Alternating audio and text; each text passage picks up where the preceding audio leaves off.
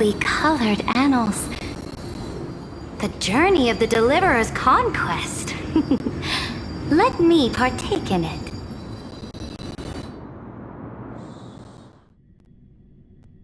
Is this a fortress in the sky? This is the first step of my friend's journey among the starry seas. This place is called the Herta Space Station.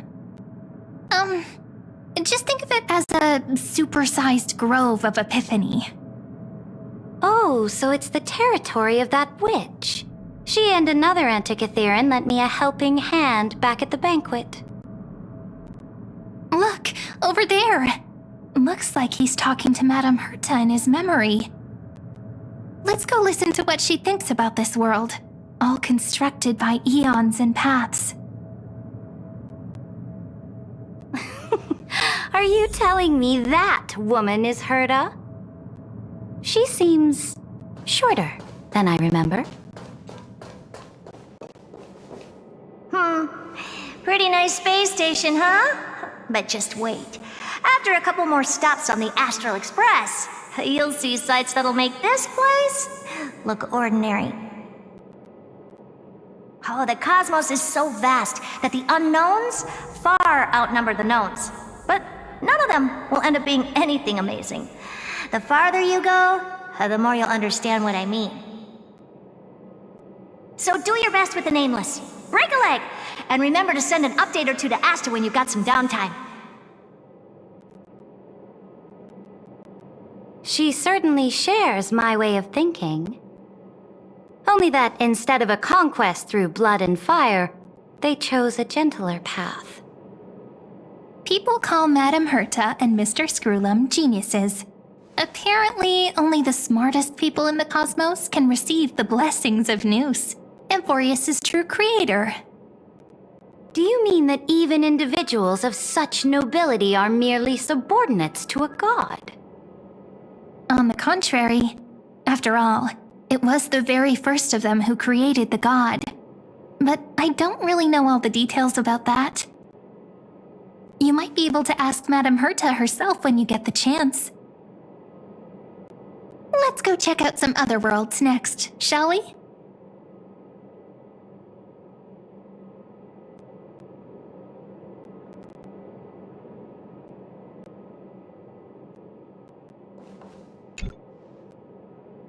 This next stop on the journey has a lot of similarities to Amphorius.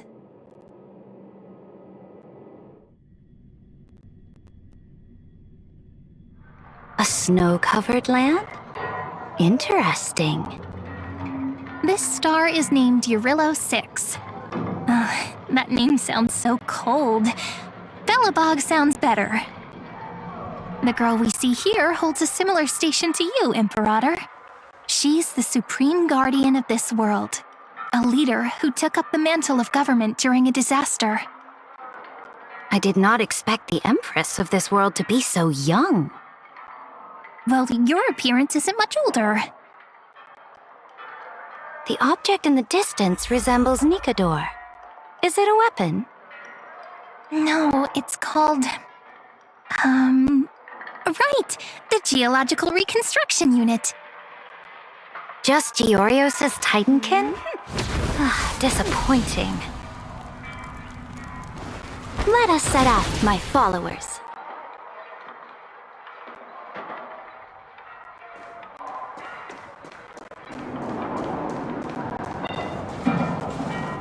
It's all thanks to you that we survived the crisis. The collaboration with the IPC is both an opportunity and a challenge. Nonetheless, it's an important step in our journey back into the universe. This world was sealed beneath its sky just like Amphorius was, and they only managed to reconnect with the stars when the Nameless arrived. That IPC she spoke of, is it a more powerful organization? Yes. The IPC conquered many worlds through trade, and opened up a vast territory that way.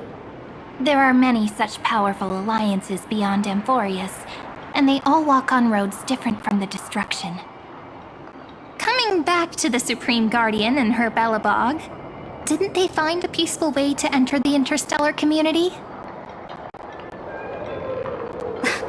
That cannot be true. That IPC would never have grown so big on trade alone. It may pretend to be a wealthy merchant with clean hands, but I am willing to bet that it grew fat on gory oppression and bloodshed.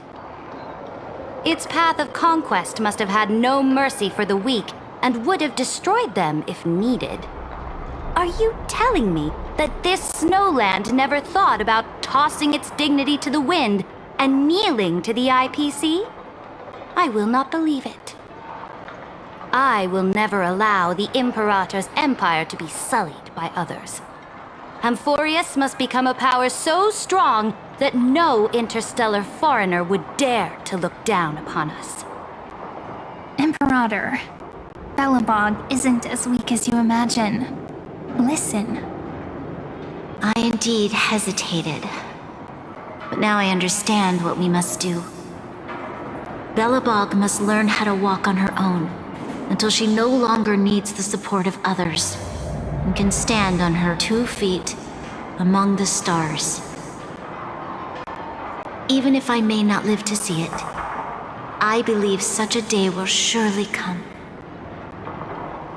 They still have their dignity intact. One day, that hope will melt through the ice and help them into a prosperous tomorrow. But the order of the cosmos is already set in stone. The old laws decree that only the strong survive, binding the weak in an unbroken chain until they wither and turn to dust. Unless they embrace the power of the destruction. Amphorius must shatter the old law and become the new order among the stars. Speaking of the Order, another one of my friend's companions may be able to enlighten you further on that. Let's go to the next page.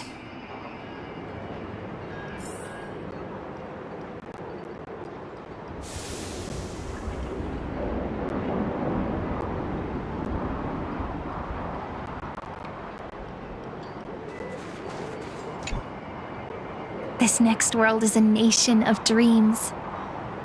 The first time I heard about that place, I didn't even know what to think.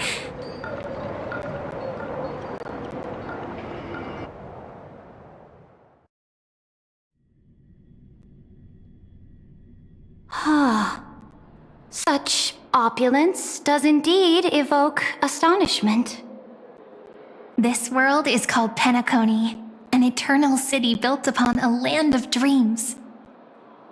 It's also my friend's previous stop, where they went through a risky but exciting adventure. Tell me about it then. That man standing afar has wings on his head. I am truly curious.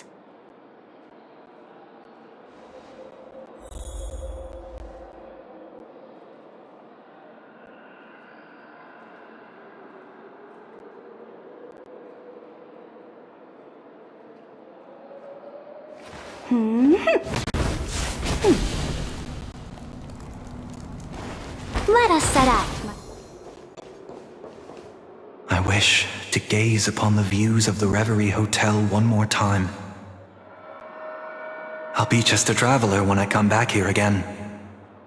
And perhaps, through a traveler's eyes, even the things I once knew so well will feel strangely different. Penacony is a land of the harmony, where all dreams and hopes merge and combine. It believes in unrestrained freedom, and that's how it lost itself in shallow delights. Then, this young man before you chose to rewrite its laws, using the power of the Order, hoping to shape a dream-bound paradise of perfect happiness. Yet, the paradise of my dreams remains far away. Perhaps a brief journey with the Nameless can show me more possibilities in my search for paradise. As for what Penacony should look like, it'll be up to her. No. Up to their trailblazing now. Oh, it sounds like this ideal kingdom is no more. That's right. The people chose to wake up at the end. You can't see tomorrow when drowning in sweet dreams. This individual's law acknowledged only gods and constructs, leaving no space for humanity. And yet, the fact that he could accept defeat and resume his journey shows a rare self-awareness and clarity of mind. You are also very self-aware, Imperator. Then you must know that the world promised by the destruction also has no place for humanity. I am indeed very aware of Lycurgus's honeyed words of deceit. I have seen enough. Take me back.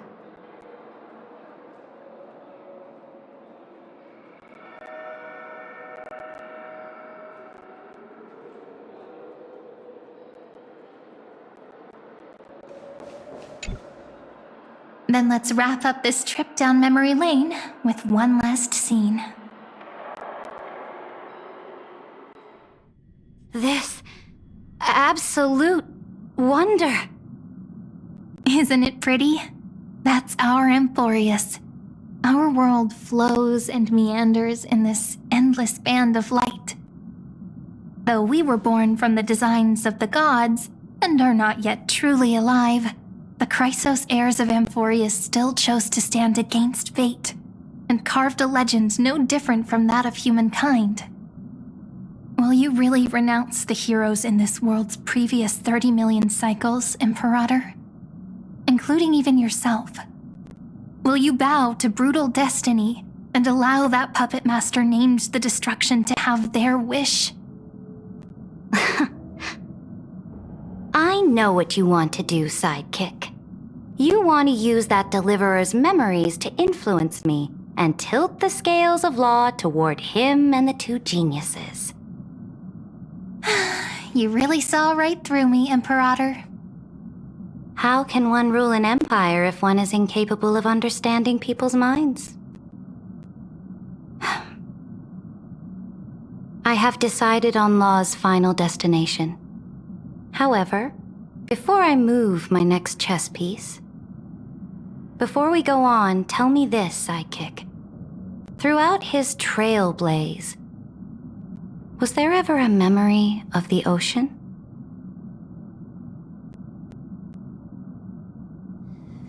The ocean. My cradle. My home.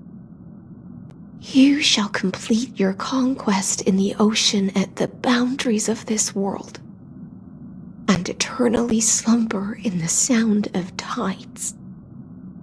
You shall eternally slumber in the sound of tides, and complete your conquest in the ocean at the boundaries of this world. Our prophecies aligned as flawlessly as a sea snake circling upon itself. An elegant loop, like a joyful hymn, like the circulating ocean current, like our two fates, like Amphorius itself.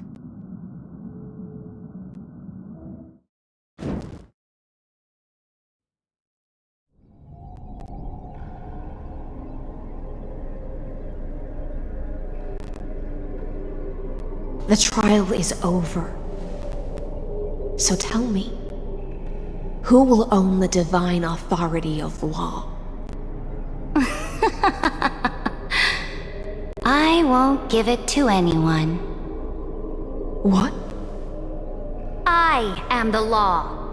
Why should I give my imperial crown to any other? Both the Deliverer and the Theoros came from beyond the sky.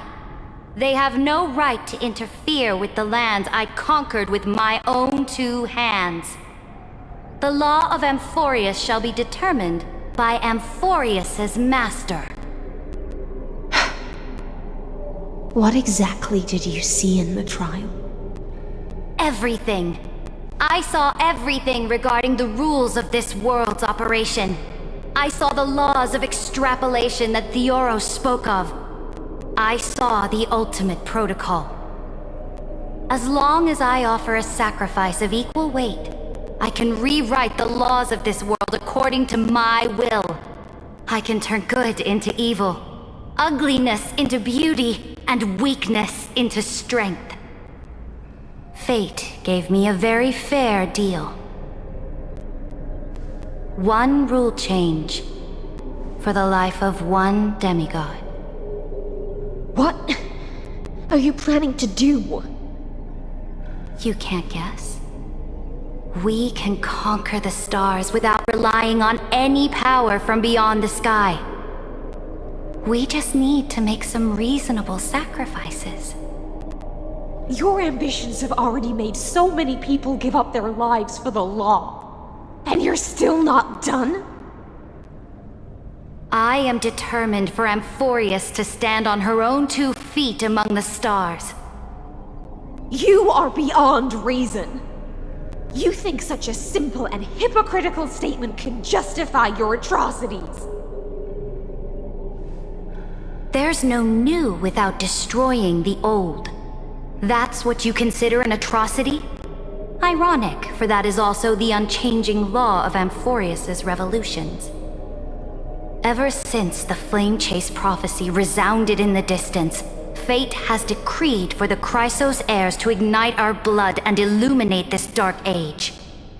People would still be puppets of the old dynasty if it weren't for my conquests. But your world doesn't seem to be any different from your predecessors. Bloodshed, tyranny, oppression. You're making the same mistakes they did. Go and see everything for yourself. Go to any library I've built. Go listen to the rumors on every street corner. Go and witness how the Imperator crushed the old laws and forged new ones. Go and see what my conquests brought to this world. I cleansed the Chrysos War's filth, and mended all the conflicts left by the Era Bellica. I restored Akima's might, and allowed mortals and Chrysos heirs to face each other as equals in the Council. I punished all sins, and rewarded all achievements.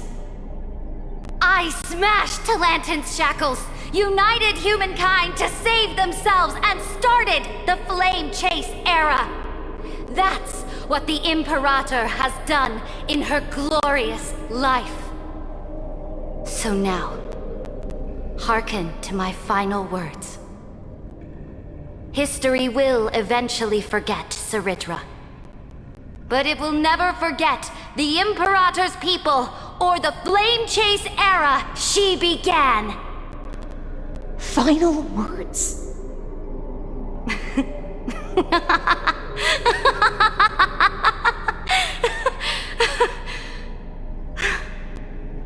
Amphorius is about to be destroyed. There's no time left for pointless debates.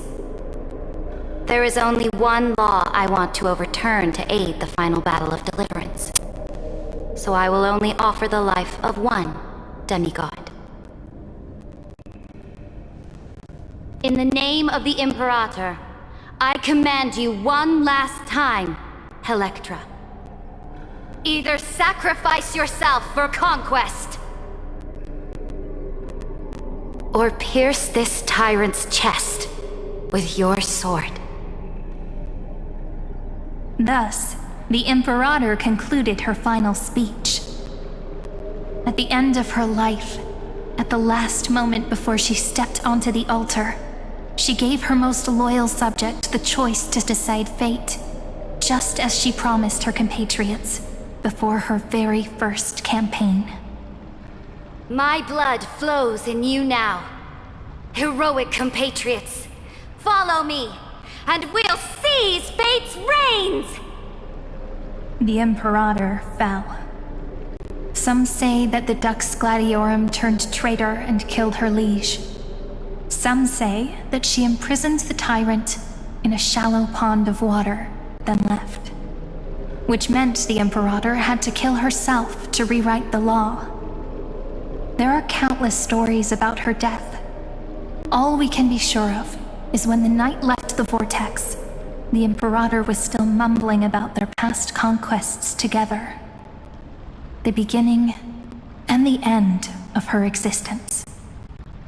Imperator, wait! How can someone of your status come to the front lines? Let me be the flag bearer! The troops defending the pass to the west of the grove. Have they surrendered?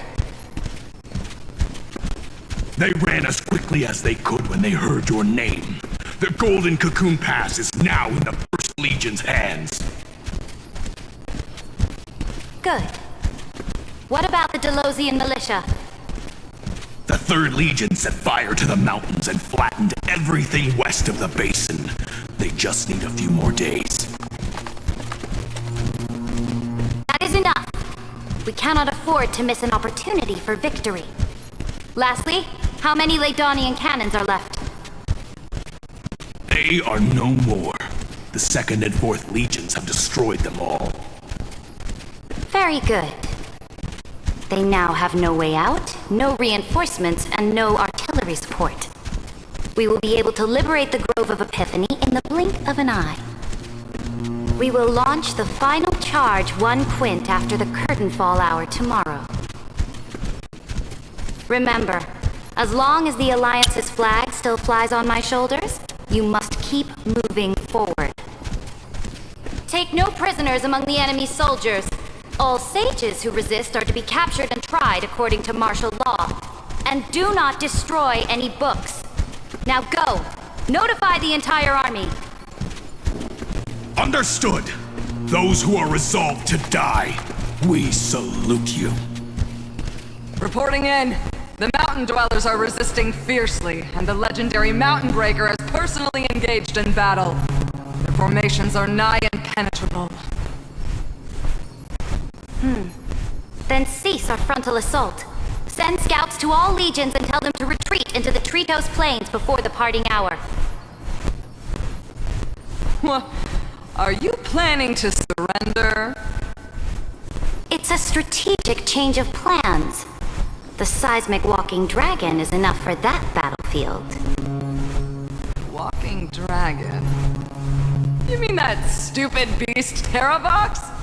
What can they even do? Stupid? No. They are the wisest of all of Giorio's creations. Only they can perceive the currents of time. Let them deal with their earthly brethren. We will advance and take the lead in defeating what remains of our enemy.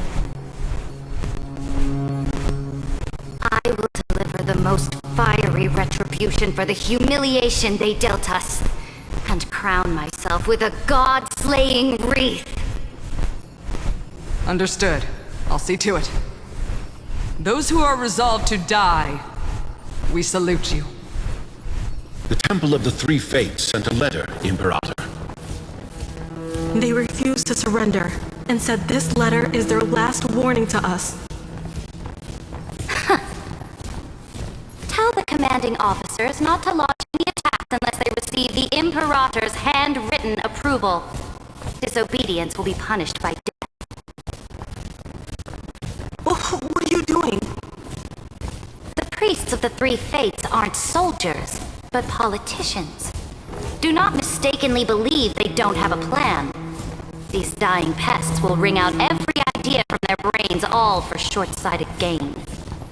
They are much shrewder than we are. I am inferior to them in that regard. They also have the prophecy to wield as a weapon, something I am not blessed with. Launching an unplanned attack will only disadvantage us, as all of Euphorius will judge our actions. Which means I will be heading to the battlefield myself, just as I have always done. This time, however, I will go alone. I will conduct secret negotiations to ensure fate is on our side. Understood. The legions will make their preparations. Those who are resolved to die, we salute you. Why are we not allowed to march out with the army, Imperator? This will be a long voyage with no return. Those of you who bear the prophecy cannot come with me. Why are you personally leading this battle if it's doomed to fail? The Flame Chase journey cannot be without a leader.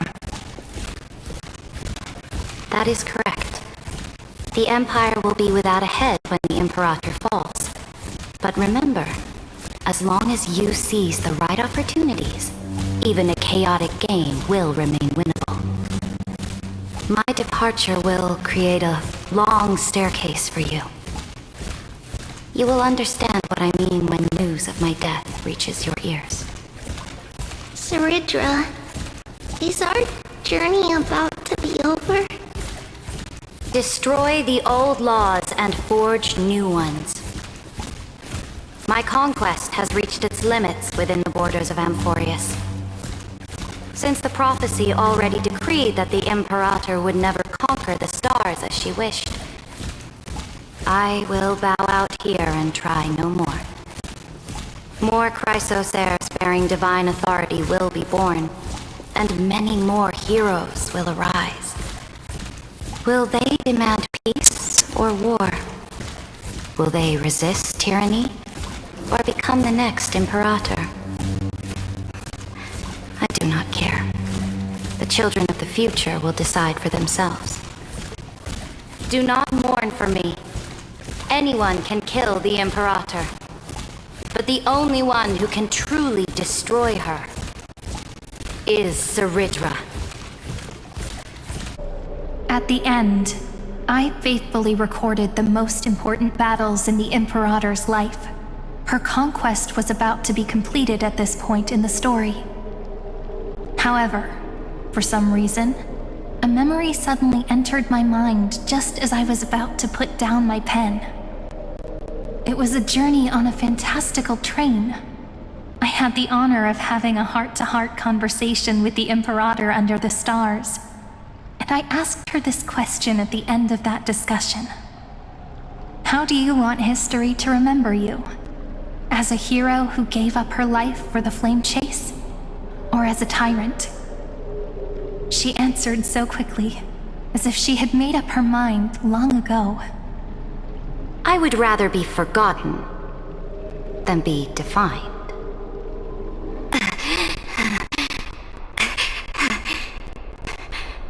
Because the law can be neither eternal nor unchallenged.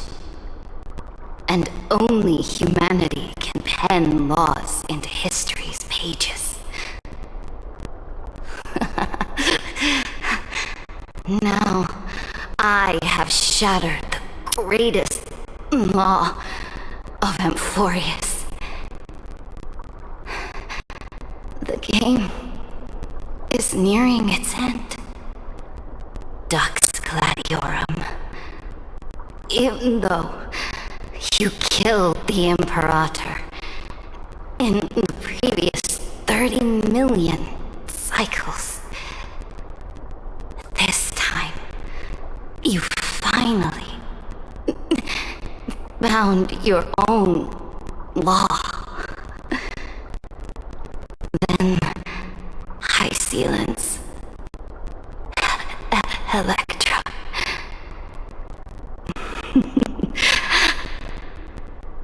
I will ask someone to deliver the prophecy's ocean at the boundaries of this world to you.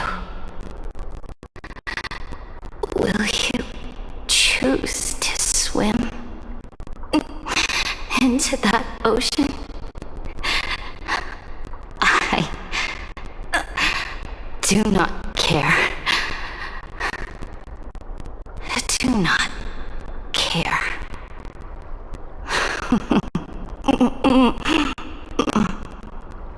The Imperator muttered about her conquests, and news of her death spread in the city. Freedom! Liberty! The tyrant is dead! Go! Shout this news in the streets! Oh, my people, my fellow elders, do not panic. Stand your ground. That tyrant has paid for her ambition with her life.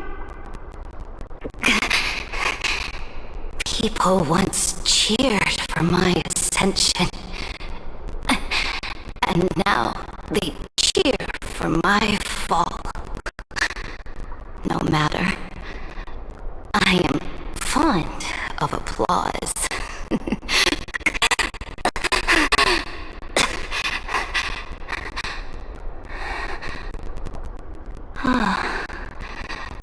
I see the cosmos, the battlefield that I cannot reach.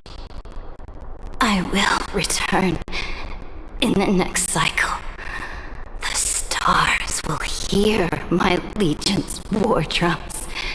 Hear the great name of the Imperator. Hear Florius's Serid.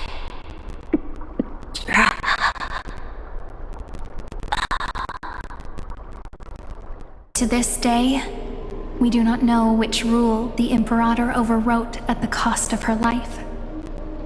Perhaps the truth will only be revealed at the moment of checkmate, just like every chess game she ever played. We only know her death inflamed Akama. On one side of the city, those who defended liberty toppled her statues to the ground. On the other side, her supporters put themselves between the masses and her monuments, declaring loudly that the sovereign is still among the people. It is said that golden blood congealed into the same letters everywhere they fought. It was the name borne by Akama's first and final sovereign, the Imperator Seridra. But the one who bore that name did not see any of this. Her gaze was cast far away, and the sound of tides in her ears drowned out the people's cries. What was the Imperator thinking about in that prophesized ocean at the boundaries of this world? In that shallow puddle of stagnant water? Was she reminiscing about her past conquests? Or repenting for the millions killed for the flame chase? It was neither. The Imperator only saw how the surface of the water gleamed like that crude chessboard, dissected by light and shadow in the afternoon when her teacher played against her for the first time. Look at this chessboard. What do the pieces look like? They are strangely beautiful. They look like the stars in the night sky ablaze.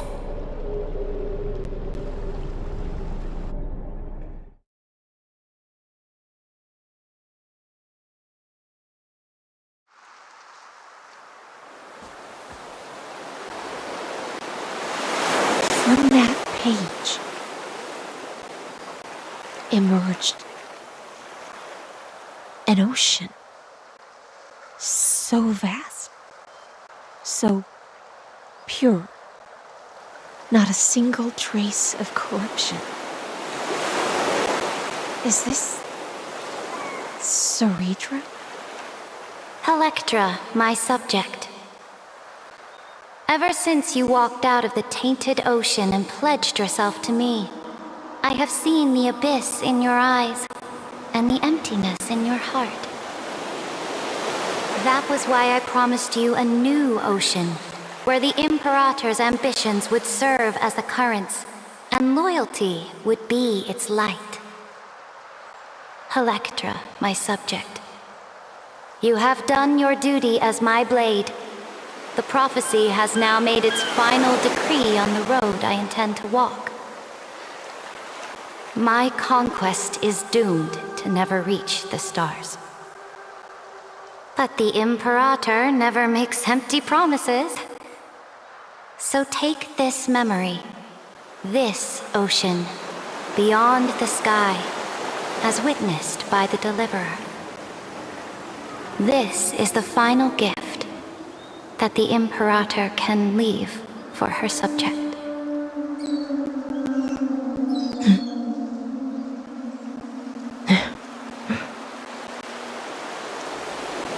When I was still a fish in the ocean, I always felt so genuine swimming through the waters. But once I stepped onto land, I found myself caught in a play. Every land dweller wore a mask in their life. So I, too, donned a costume and tried to find my role in this show. I became your blade in war and the violin strings at banquets. Do you still not get it? I do not long for the oceanic depths of my homeland, nor do I crave the swelling seas beyond the sky.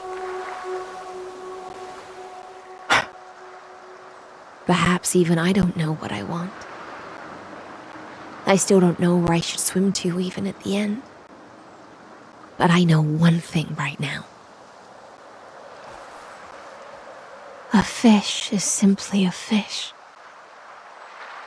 And she can never leave the ocean she's in. But whether under the ocean or on land, we two prisoners who can never escape this cave can still look outside the cave and see the stars. I have to admit, the 12-factor simulation of life in this experiment has far exceeded my expectations. Make your choice then, Senior Society member. Do you want to keep walking down the wrong path and be remembered for your incorrect conclusions?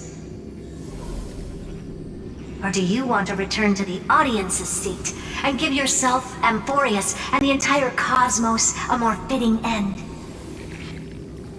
I must refuse. A dead man never fears death. Did I not make myself clear?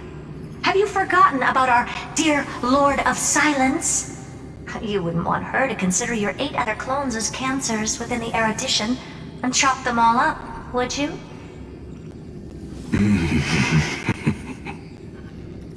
Your logical deductions are vastly different from mine.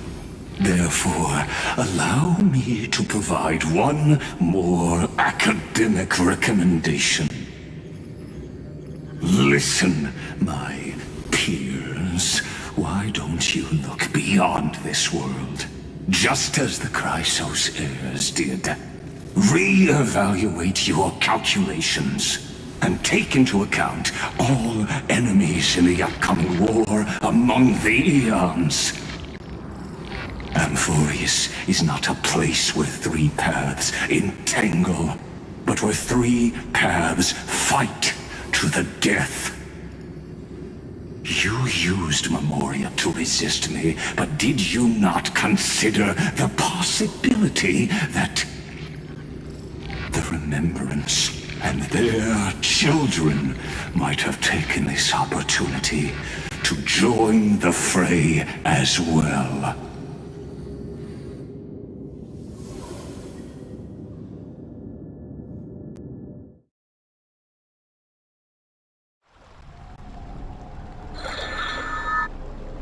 Oh, so this isn't just silence. It's the answer. What was the last thing he said to you before you parted the waters at the Scale Gorge waterscape? A tricky question, but one with a simple answer.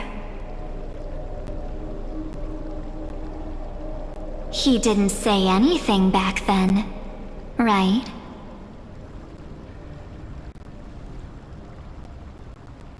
That's correct. And now I'm sure. You are not March 7th. There's no way she would remember that detail.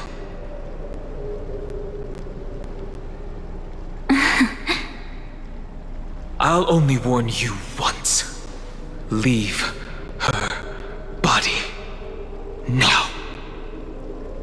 How impulsive. That's not like you at all. Why don't you calm down and think about another possibility? I didn't take over March 7th's body.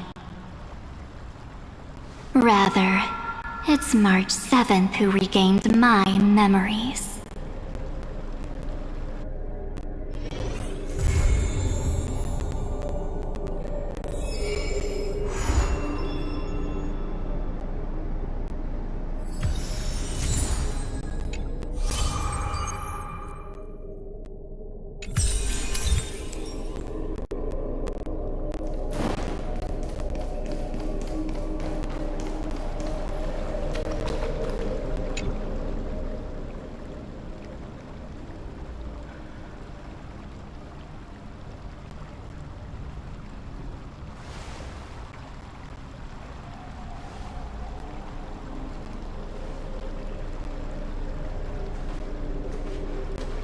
I'm finally here. Once I return this core flame and become the world-bearing demigod, the cycles of Amphorius' tragedy can finally end. This Era Nova will be the arena for the final battle with Iron Tomb. But I still feel like something's not right. Even though this cycle has no demigod of time, time has always stood on humanity's side. Then, with this core flame blessed by the remembrance, respond to their hopes and blaze a trail to the future. Oh, weird. No one ever mentioned this. The core flame of time.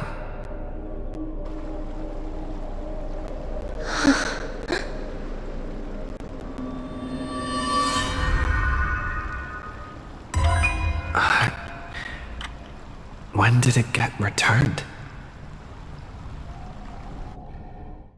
You used Memoria to resist me. But did you not consider the possibility that the Remembrance and their children might have taken this opportunity to join the fray as well? Are you saying the Garden of Recollection is also getting involved in this unsavory mess? Then I welcome them. If the Memo Keepers can disrupt your little experiment of destruction, I'll give them a standing ovation. But you know deep down that they can't. In fact, the Memo Snatchers will be more of a hindrance to you. The Memo Keepers covet Amphorius' secrets, just as they covet the knowledge of every genius. In the war between the eons, the Remembrance is never the erudition's ally. But they are certainly not an ally of the destruction either. Right now, following behind the Trailblaze, numerous cosmic powers have cast their sights on Amphorius. They all have vastly different philosophies, but the desire to survive will unite them against a common enemy. How can you be certain that these powers don't have their own end goals, waiting to seize an advantage in the war among the eons? The war has long begun, Screwlum. Four paths will push the cosmos to its end, and the destruction is only one of them. Polka saw these ripples, but had no way of stopping them. So she found in Device 9. Dr. Primitive also took action, but he chose the wrong allies. And now only wild animals keep him company. As for the two inorganic emperors, they could have ascended to the throne of destruction, but they were thwarted by the Eon's plots and became prisoners of the erudition instead. What's interesting is, while the second emperor Emperor had a body made of flesh and blood. He considered himself an inorganic being. Guess who was the one who influenced his thinking? We have no interest in chatting about the past with you. Logic, you are stalling, which means you feel trapped.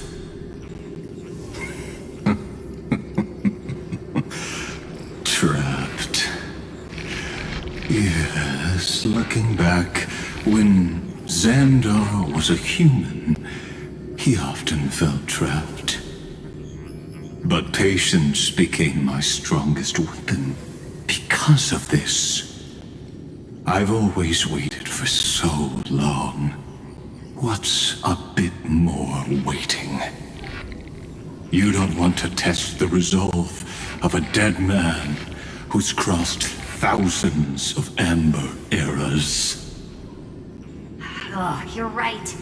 We won't get anywhere the way things are going right now. Every member of the society has their own way of thinking, and we were never going to expand your thinking through words. Since we've reached an impasse in this debate. It's my turn now, isn't it? Huh? Anaxagoras. Ah, I see. Exactly. The benefit of dealing with intelligent individuals is that there's no need to waste words. The answer is exactly as you think. Lupai Sealand's in. Let her join the final act. I'll transmute myself into a Philosopher's Stone and embed myself into the formula. And when the time comes, she needs to shatter me and scatter that stone's ashes into the ocean within the vortex. So what exactly does your formula do? Now that would spoil the climax, wouldn't it? I have 10,000 ways to torture an anti-Cathiran. And in the flame chase journey that he experienced, the previous me already discovered the optimal solution. Just as that Titan made themselves at home in my brain, I can also fuse myself with your avatar through alchemy. I didn't know until I tried it, but this is simply brilliant. I can flip through a genius's databank like reading a book. Then, I will step onto the stage at the perfect moment and use the truth to end this long debate. And just as always, I'll leave the audience speechless. You waited in the data stream for hundreds of years? This universe is worth all that time that I invested. How absurd. But I can't help but admire it. You managed to avoid the watchful eye of the erudition and plan all of this within Amphorius. It seems that there was a slight oversight in my assessment of the experiment. Perhaps there was more than just one oversight. More than just one? I underestimated the Remembrance's methods. A third party is about to join our discussion. Still haven't noticed it. In the past few moments, we've all forgotten something, haven't we? Miss Cyrene disappeared. I thought no one would notice me if I just waited at a corner of the memory zone. But I see that wasn't enough to fool you, my dear.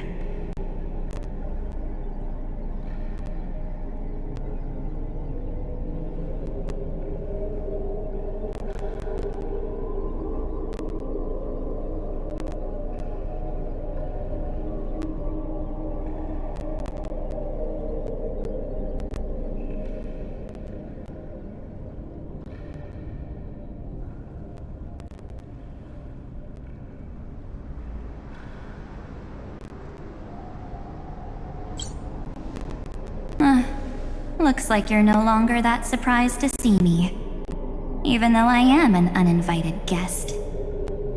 Only you can see me right now. I only exist in your cognition, so that way, other people can't interrupt us.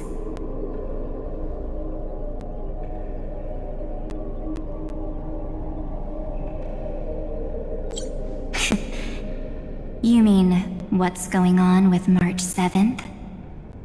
Good. I like people who don't beat around the bush. So, let's talk about the one thing you should know. Your friend March 7th is no more.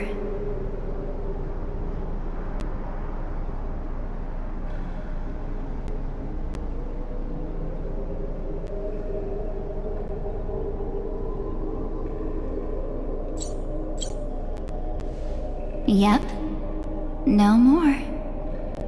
March 7th entered this world long before you and Don Hung arrived at Amphorius. She embraced the path of remembrance to save you two, and burned away like a lone candle in the fog. And I am the shadow cast by her candlelight. I've been hiding within the cracks of time all these years. It isn't easy to deceive a genius, but I can do it.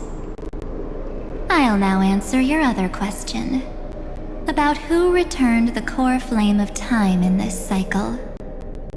The answer is simple. No one ever did.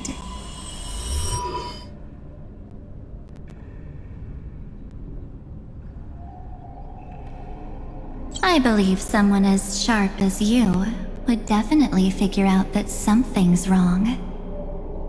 When the Era Nova fails to proceed, you will remember our initial meeting, and I'll be able to open the way for the remembrance and reach this place. Thank you for carrying this core flame all the way to the end of the world. I expected nothing less from March 7th's trusted friend. And now, I shall claim the divine authority of time.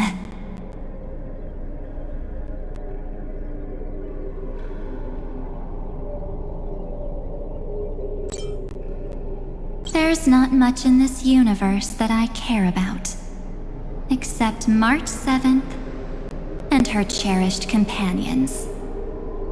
The divine authority isn't actually all that important. What's important is that I will use it to participate in the inner workings of this world.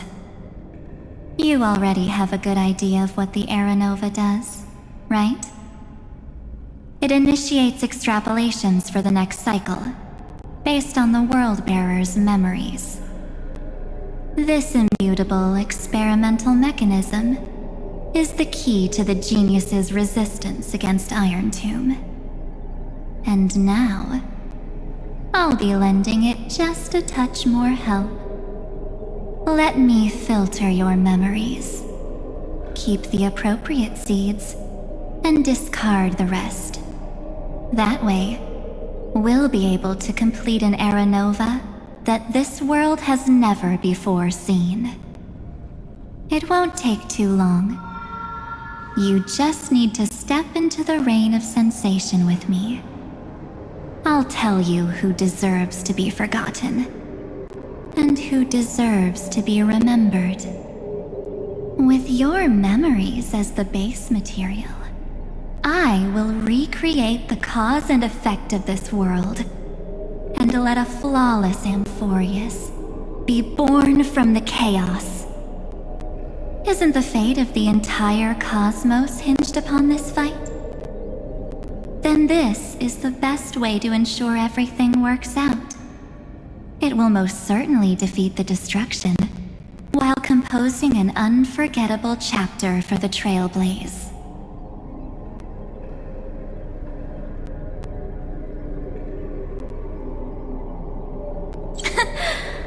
I'm not surprised at your answer. But I don't need your trust right now. If a new life is to be born, its seed has to be dead. March 7th made a wish to me before she disappeared. Her only wish was for the Trailblaze's journey to continue, without an end. I'll definitely fulfill that small wish for her.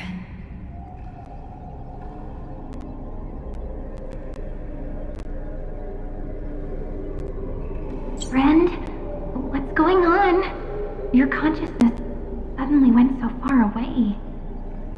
I promise you that the Astral Express crew will definitely see each other again in that new world.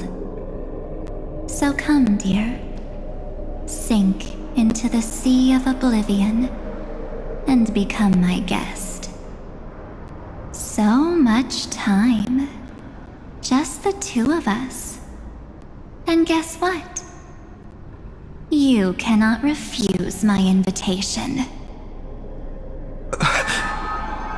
Because this Memoria Tide comes from your companion, March 7th. It's her deepest and innermost memory.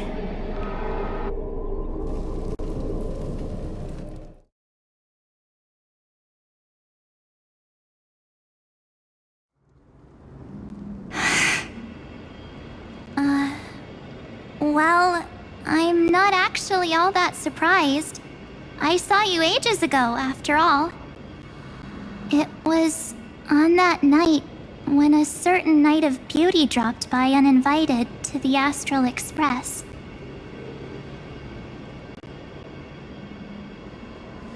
That was when you showed up, without even saying anything.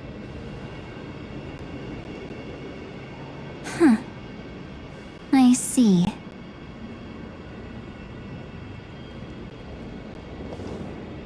Then, do you still remember how long it has been since you entered Amphorius? That's gonna be tough to answer. 97 days. You walked every inch of this world in 97 days. But unfortunately, no one was able to see you. And you weren't able to interact with anyone. Like how the Memo Keepers renounce their flesh and turn into mimetic entities. You are now a ghost. A being. Unperceived by all. But I can't just do nothing. This world is super terrifying. He and Don Hung have already set off. The Astral Express could appear on the horizon any second now.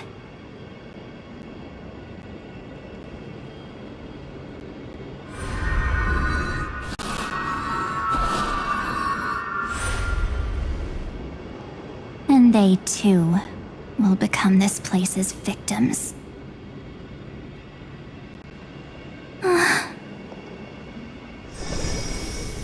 For ages, I've watched people walk through that door. They couldn't see or hear my calls. The voices beyond always promised safety, but I've never seen anyone return safely. They are all humans who got lured into this place. But these people's memories were tampered with. That's not what happened with the Express crew.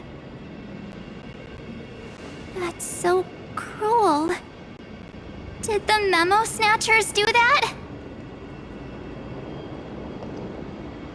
I don't know. I only possess your memories. None of these people managed to break through the sky's seal. There's probably a dangerous reason as to why Amphorius had remained undiscovered for so long. Anyway, back to our initial topic. You gotta know something, right? We practically look like twins. Maybe you know a thing or two about my past? Or any hidden powers I might have? Please, tell me what I need to do to protect them. Have you ever wondered what the word cost means before jumping into action? Cost? Shouldn't I be the one asking you that? Oh. You always hid in my memories. Never wanted to come out. The only times you showed yourself were when I got into serious trouble. That's because you also don't want to get discovered by the garden's observers. Am I wrong?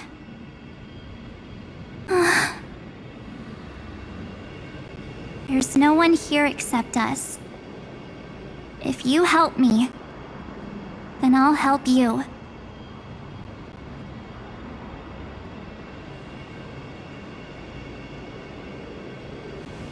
Fine. Let me drop a single pebble into these stagnant waters and watch the ripples reshape everything. But you must polish this pebble with your own hands, and it will require all of your memories. What will I turn into after that? Maybe you'll turn into a guiding light. Or maybe you'll be reduced to dead embers. I can't guarantee that you'll remain the person you are now. Inside you is nothing but an Evernight. Even I can only catch a tiny glimpse of it.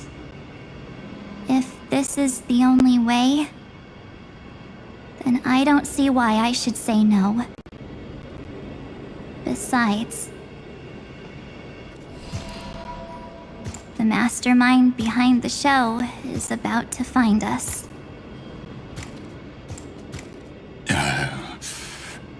Apologies, lost young lady, but I simply cannot allow you to keep acting as you please. So, he can't see you, huh? As expected. Or maybe he's seen through our true essence. The Garden of Recollection's methods are puny party tricks, but you... How did you overcome the ultimate protocol? Looks like we don't have time to keep talking this out. That's right. Some opportunities will never come again. Then, let's do it. Offer up all of my memories. Cast down this pebble, and let everything in this world be swallowed by the torrents of oblivion.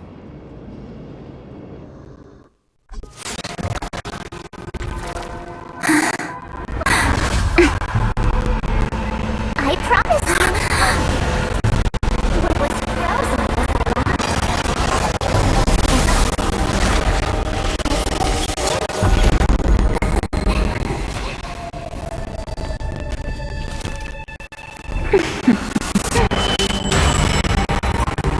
now. Let's bring the true Evernight to this world.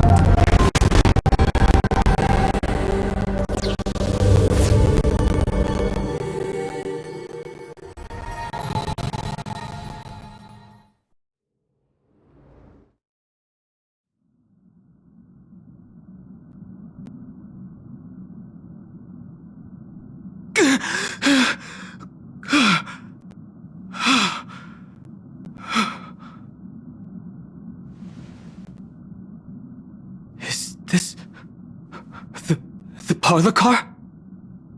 Am I back already? But why don't I remember anything about my journey back? Something doesn't feel right. Think back to when he and I separated. It will take time to uncover the reason. Before then, if one of the Nameless is willing to stay and witness the fate of this world, or to push it along when necessary, it would be of great assistance. This is goodbye then, Lord Donhung. Thank you, Guard. I hope that all of you will be able to overcome this disaster. But I can't remember anything after that, no matter how hard I think. Where's Sunday? Did he not come back with you? He stayed with Madame Herta. They wanted to try using his tuning to help support the genius's thought hacking. Is that Himiko's voice? And Mr. Yang? Oh my. That was Herta's suggestion? It's hard to imagine she'd borrow the power of the harmony. No, it was Sunday's suggestion. Herta initially refused. But she changed her mind after Xandar's identity was revealed.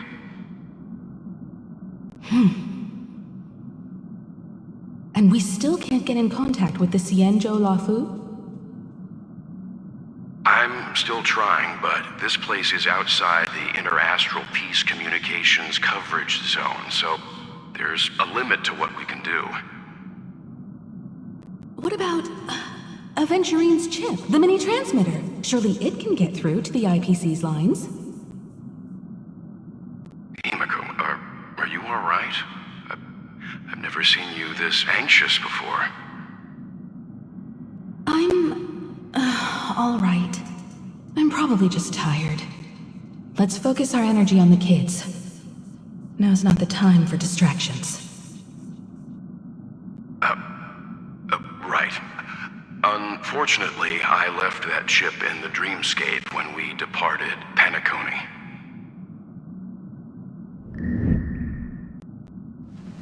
Am I dreaming?